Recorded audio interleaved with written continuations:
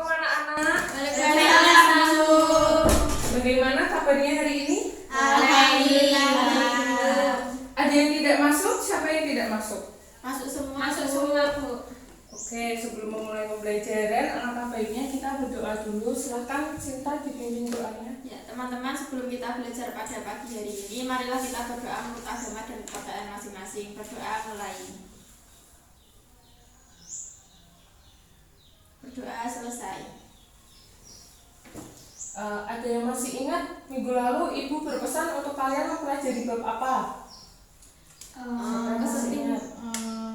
Kesetimbangan pergeseran, Bu. Ya, lebih tepatnya faktor pergeseran kesetimbangan dalam bidang industri ya. Ya. Bisa Ibu tes? Bisa. Jadi kesetimbangan itu digunakan suatu perusahaan untuk menghasilkan hasil yang optimal dan efektif dalam waktu penggunaannya. Ada yang bisa menyebutkan contoh industri mana saja? Saya, Bu. Ya, Dita, silakan. Pembuatan amonia, terus pembuatan gas klor, terus pembuatan asam sulfat, Bu. Oke, benar sekali jawaban Dita. Bisa berikan aplaus Dita. Nah, tujuan pembelajaran kali ini itu bertujuan untuk mengetahui apa saja faktor-faktor yang mempengaruhi pergeseran kesetimbangan, dan sehingga nantinya itu kita bisa menyimpulkan apa sih, bagaimana sih dalam proses industri pembuatan amonia itu bagaimana kesetimbangan itu berlangsung dan apa saja faktor-faktornya itu nanti ya. Ya, Bu. Untuk melaksanakan percobaan nanti, jadi nanti kita akan percobaan menggunakan virtual lab. Kita bagi menjadi 2 kelompok. Silahkan kalian mempersiapkan diri dulu. Ya, Bu.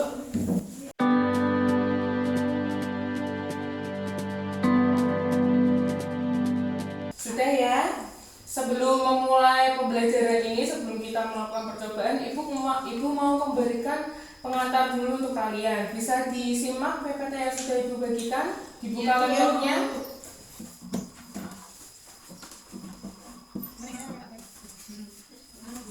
Oke ya, kita buka pada slide pertama.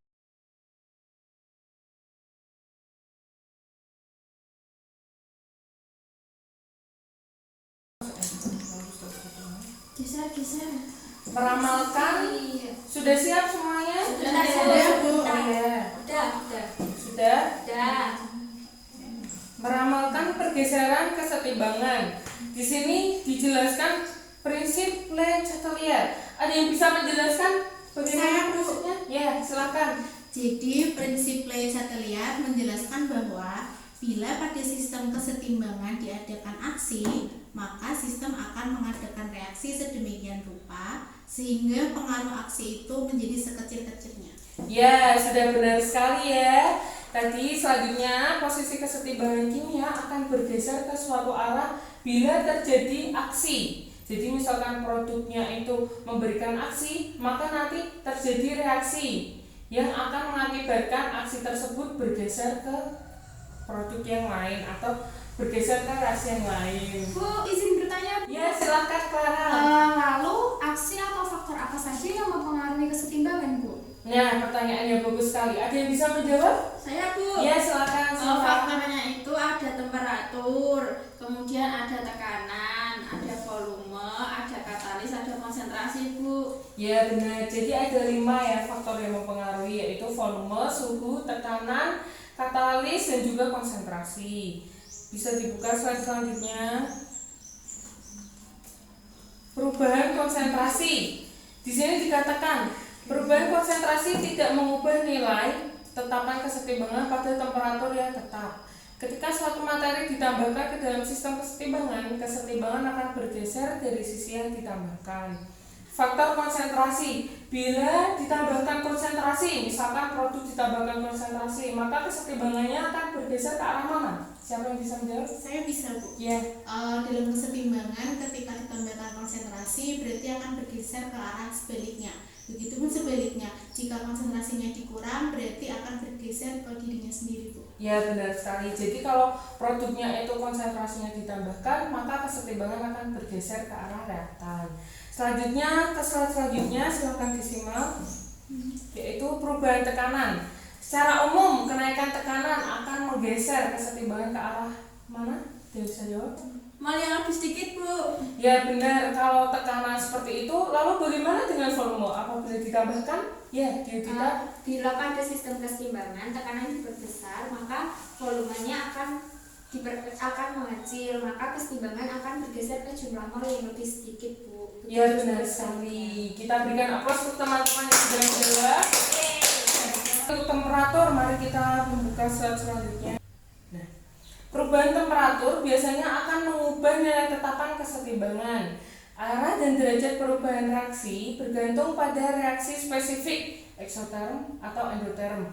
Apabila temperatur itu dinaikkan, maka kesetimbangan akan bergeser ke arah yang mana? Endoterm kah atau eksoterm? Ada yang bisa menjawab? Saya Bu, Ya. bila suhu dinaikkan maka kesetimbangan akan bergeser ke reaksi yang endoterm, Bu. Ya benar sekali, kita berikan aplaus juga kepada ya. Sekarang faktor yang terakhir yaitu katalis. Penggunaan katalisator itu dapat mempercepat reaksi baik itu pada produk ataupun reaktan. Lebih lanjutnya bisa kalian simak pada PowerPoint. Nah, cukup sampai di sini untuk materi yang Ibu sampaikan. Ada yang ingin ditanyakan? Tidak, Bu. Ya, baik. Selanjutnya Ibu bagikan LKPD ini ya.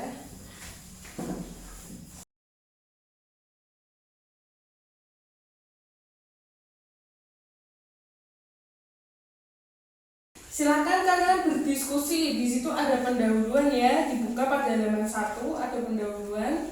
Silakan kalian diskusikan dengan kelompok kalian bagaimana sih rumusan masalahnya, lalu hipotesisnya. Silakan kalian diskusikan. Ibu beri waktu 5 menit. Diskusi.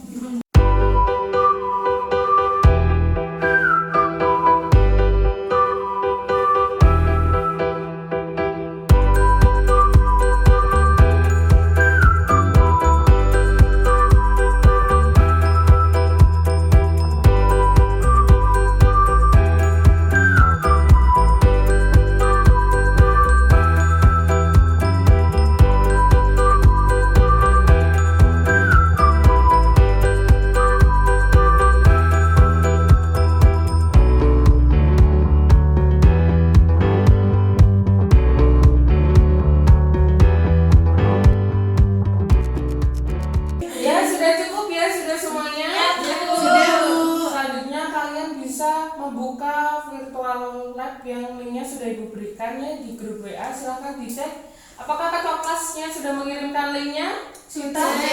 Sudah, ya baik. Silahkan dibuka ya.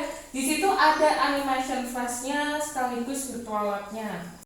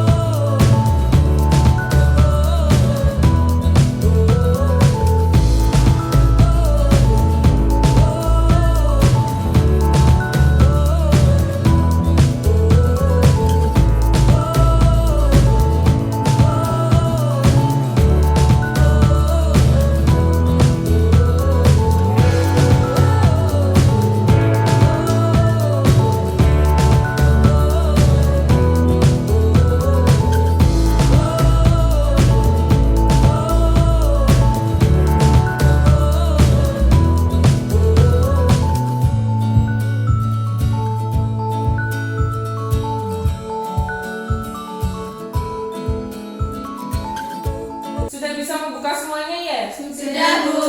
Kalian bisa menganalisis untuk hipotesa kalian nanti sebenarnya itu yang benar seperti apa untuk rumusan masalahnya. Silakan dianalisis terlebih dahulu. Baik, Bu.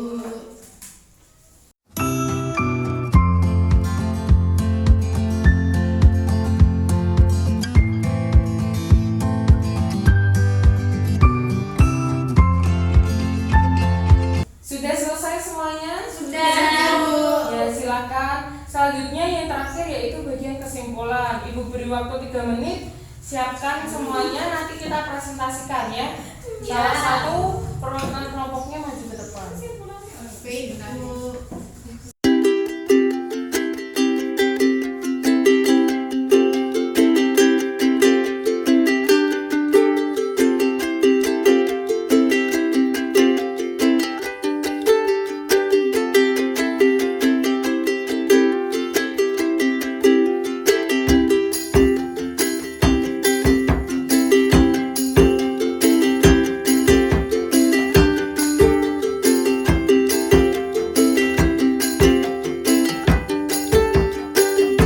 Sudah selesai ya, silakan bisa dipresentasikan. Ada yang berani mempresentasikan?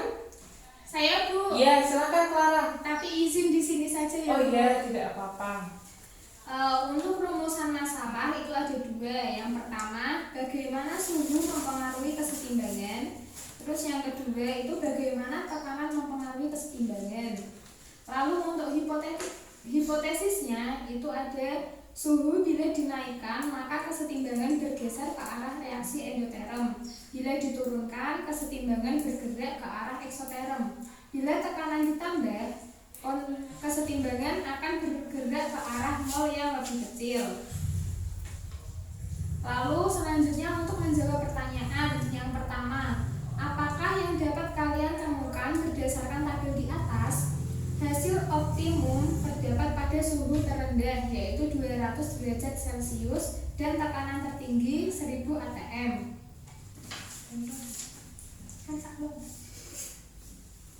Kemudian pertanyaan yang selanjutnya, berdasarkan tabel di atas, keadaan optimum untuk produksi NH3 adalah 200 derajat Celcius dan 1000 atm.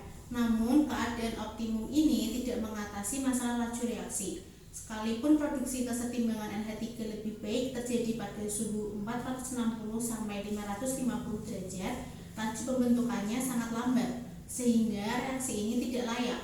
Salah satu cara untuk meningkatkan reaksi adalah dengan meningkatkan tekanan. Sekalipun konsentrasi kesetimbangan NH3 juga menurun.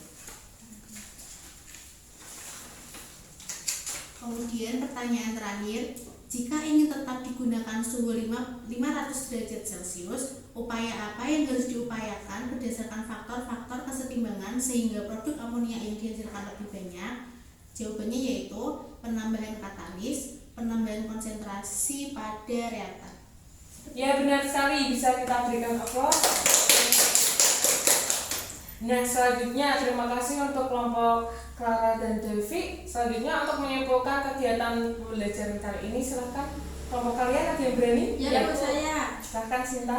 Jadi untuk kesimpulannya itu Bu, faktor yang mempengaruhi pergeseran kesetimbangan adalah volume. Bila volume ditambahkan maka kesetimbangan bergeser ke arah mol yang lebih besar. Ya. Kemudian ada tekanan.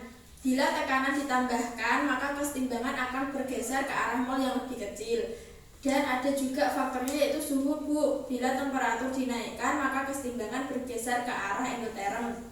Yang selanjutnya ada konsentrasi. Penambahan reaksi mengakibatkan kesetimbangan bergeser ke arah lawan. Dan yang terakhir itu ada katalis Bu, yaitu mempercepat reaksi pada produk dan tekanan. Contohnya itu industri yang mengaplikasikan kesetimbangan adalah pembuatan amonia, ada gas klor dan ada asam sulfat itu Bu. Ya benar sekali. Jadi pembelajaran kita kali ini tadi kita mendapatkan faktor-faktor yang mempengaruhi kesetimbangan. Ada suhu, tekanan, volume, konsentrasi dan juga katalis. Nah, minggu depan kalian bisa mempersiapkan mengenai pembuatan asam sulfat, mengenai proses kontaknya ya. Nanti kalian bisa mempelajari sekaligus kalian kerjakan ini AKS halaman 10 sampai 15 nanti dikerjakan AKS-nya. Besok kita akan bahas bersama-sama. Terima kasih. Apakah ada pertanyaan? Tidak Bu. Ibu cukupkan sekian. Terima kasih. Wassalamualaikum warahmatullahi wabarakatuh. Waalaikumsalam warahmatullahi wabarakatuh.